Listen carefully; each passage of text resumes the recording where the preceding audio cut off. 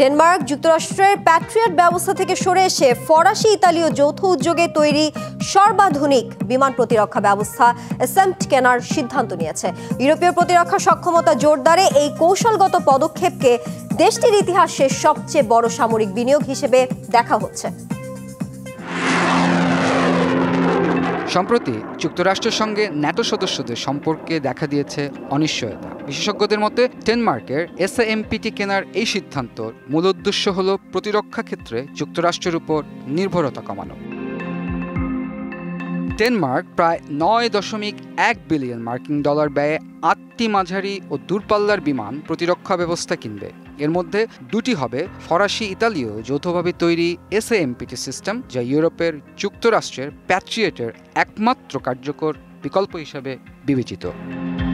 আপনার প্রিয় কাপড়ের যত্নে এলো এনজাইম সমৃদ্ধ Arik silver wash detergent powder 500 গ্রাম মাত্র 70 টাকা। প্রিমার্ক।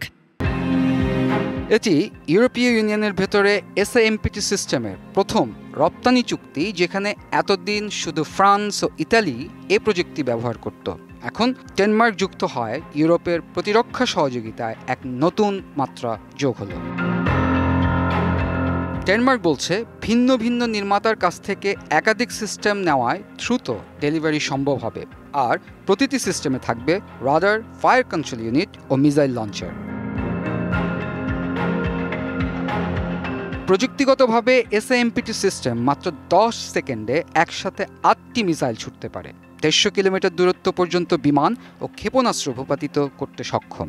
ফ্রান্স ও ইতালিও এই প্রযুক্তি ইউরোপের আকাশে প্রতিরক্ষা জোরদার করার পাশাপাশি শিল্প খাতে আনবে বড় সুযোগ। প্যাট্রিয়টের পরিবর্তে এসএএমপিটি ডেনমার্কের এই সিদ্ধান্ত কেবল সামরিক নয়, বরং রাজনৈতিক ও অর্থনৈতিক দিক থেকে ইউরোপীয় প্রতিরক্ষাকে নতুন মাত্রা দেবে।